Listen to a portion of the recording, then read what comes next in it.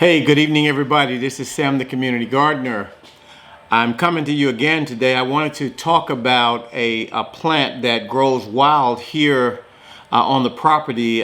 We try to cultivate it and usually turn it into tea. We dry it. So let me tell you, I'm talking about none other than the mullein plant. Historically, the mullein plant was used to dress wounds, to treat hemorrhoids, colds, flu, asthma, diarrhea, migraine headaches, gout, tuberculosis, croup, as the old people used to say, coughs, sore throat, and inflammation of the airways. Now, I guess that's called bronchitis these days. But this particular plant, it grows wild in most cases. On our property here, it grows wild. So we started to every year cut it and dry it, and we use it as tea. And we also take it to the market. We package it and sell it at the market. So you've probably seen mullein plants growing in fields or along roadsides. They often are very attractive. They have really tall spikes with yellow flowering rosettes. So you've probably seen them, especially if you're where I am, if you're in Georgia or any of the southern states. In the past, it was historically used as an herbal treatment for coughs, congestion, chest colds, as I said earlier, bronchitis, and inflammation. Now, the Native Americans here and soldiers during the Civil War era made tea from the leaves of the mullein plants to treat asthma. I guess asthma was a big thing during those days. This was during the 1800s. And also in the 1800s, settlers who came to America used it in their compounds to treat tuberculosis. So it's a very powerful plant, and many of the plants that grow have some medicinal use that many of us don't really know about today.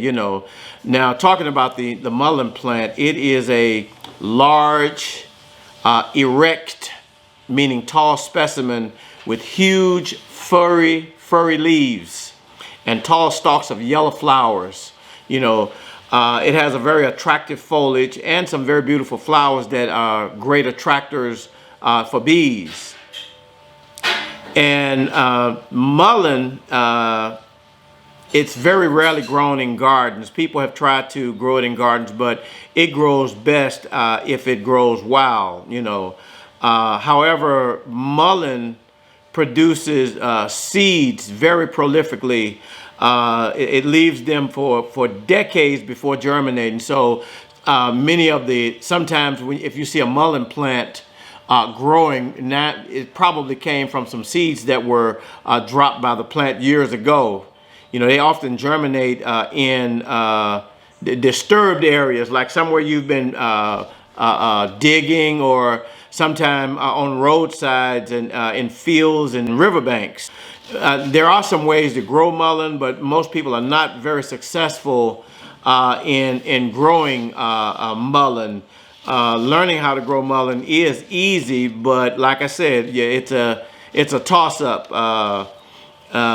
If you try to grow it, there are various varieties of mullein, or some people call them velvet plants, because if you rub your hand across the plant, it feels like velvet. It has some very fine fur-like growths on it that feels like velvet. In gardens, if you do put it in gardens, it needs a little more care. Mullein plants of the common variety can grow as tall as 10 feet when they start to flower. Now, this is a biennial plant, which means that it grows for 2 years. The first year, it'll produce these huge leaves that, in our case, we harvest them, clean them really good, and dry them and use them for tea. Now, once you've planted mullein in gardens, expect to spend time removing the fuzzy rosettes, because if you don't want it to spread, because it will spread. It will be all over your yard, although it takes years for it to actually grow. So you may want to remove the flower stalk before it starts to seeding, because the flower stalk in a 6-foot mullein plant, the flower stalk is probably 4 of those feet, and there are small little seeds all over it. Now they do have some hybrid types of mullein that are not invasive, but it's not as common as the wild one. So as I said earlier, the mullein plant, and I'm gonna take you around and show you some of it that's growing wild here. But as I said earlier, in the past, it was used to dress wounds during wartime. They treated hemorrhoids, colds, flu, asthma, even diarrhea, migraine headaches. This plant was used in a lot of different medicinal ways. So let's go around now. I'm going to show you some. I still have some plants that are growing wild here, and I'll just walk by and let you see how they actually look. It's a very beautiful plant, actually, but nobody could have told me 15 years ago that it was such a medicinal type of plant. So guys, I'm Sam the Community Gardener. Let's go and take a look at some of the plants growing on our property, and I'll see you next time. So guys, I wanted to bring you around now to show you some of the mullein that's growing wild. Here's a plant here. It's growing right next to my Satsuma orange tree. Let's get down close and take a look at it. This is a young mullein plant, and look at the size of those leaves. And they will probably get about 4 or 5 times that size. But that's a young mullein plant that's growing wild here. I didn't plant this. It just popped up. I planted my orange tree here, and it popped up right there. So there's one. And over here by the banana trees, I'm sorry, not the banana trees, over here by one of my palm trees, that's a nice little palm tree I've grown. But here's another small mullein plant that's growing here. Now this one, like I said, it'll probably get, I would say, 30 times that size. That's really small there, but the leaves will get huge. And it is definitely, I'm going to just leave it there. It's growing wild. And let me show you a couple of others, because this plant, I never planted it, but the seeds come from somewhere. Here's one growing near my wildflower bed. This one, it'll probably get, like I said, the leaves will get huge. Leaves can be as big as a foot long and maybe 8 inches wide. So it is definitely a plant that we're going to watch, and we'll probably be harvesting this one very soon. There are some others around. Let's take a look over here. This one, it comes back every year. This is also a smaller one, but as you can see, it has far more leaves than the others. And like I said, those leaves will grow to about a foot long and about 8 to 9 inches wide. So these are the mullein plants. I have some others growing over here as well. Here's one here. This one looks a little different, but it's definitely a mullein plant. There's one. There's a couple of others over here that I don't let the lawn guy cut these because I know how valuable they are. People pay good money for them. Here's another one here. And let me show you some smaller ones that are actually growing here that I just noticed. They're growing here, and I have to put something to keep the lawn guy from cutting them, but that's a small mullein plant.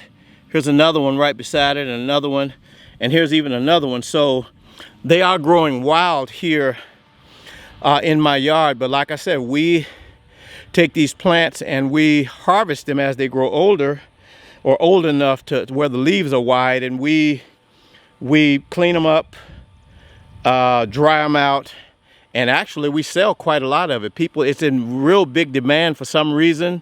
People are learning about the kinds of things that these plants can address. And guys, there are a couple more. As you can see, that's a small one there. This one is growing around the back there on the side. It's a nice size mullein plant, but it still has some growing to do. I don't bother them, I don't fertilize them, I don't water them. They get everything that they need from nature here, so that's a great thing, and I'm very, very proud that they are growing and they've chosen to grow in our yard. Let me go way over here across the yard. There's another large one over here that's actually growing, and I'd like for you to take a look at that one as well so you can kind of see how large they can be. This is still like a medium size one. It's not extremely large, but I wanted you to see this as well. And this one looks like some kind of insects have been getting to it. So let me get a close look at it down here. This is another one. Has a nice leaf on it though. This leaf here is really nice. That's a nice size leaf. And they feel very, very furry and velvet-like. But yeah, guys, these are my mullein plants. They're growing wild here, and yeah, this is what we do with the mullein plants. So, guys, I also wanted to show you all some of the mullein that we've already harvested. It's on a screen right now. It's here on the screen. Let me just pick up some of the leaves and let you see exactly how large these leaves can be. But this is mullein that's being dried right now. That's a leaf, guys. Look, guys, that's a leaf. Look how large that leaf is. This leaf is probably 8 or 9 inches long. If I had left it on the plant, it probably would be a lot larger than that. But this is, like I said, it's on a screen right now. It is being dried for, it'll be sold. Some of it we'll use for tea, but for the most part, it will be sold. So yeah, guys, this is what we do with the mullein. When we harvest it, we pretty much cut the leaves off. And what I didn't realize is when you cut the leaves off a live plant, it produces more leaves. So this thing will probably be producing leaves all spring and summer long. Okay, guys, so this is mullein that we're drying. The last thing I want to show you about the mullein plant is the seeds. They are so teeny tiny. Here I'm holding some in an envelope. I'm going to try to open it a little bit. I don't want to spill them, but those are mullein seeds. See how tiny they are? You can barely see them. That's probably 50,000 mullein seeds there, but they're very, very small. And we're going to probably use and throw these out next year. But yeah, guys, so this is what mullein looks like before it's planted. These are mullein seeds. Hey guys, this is Sam the Community Gardener. Hey, thanks for watching our episode about the mullein plant.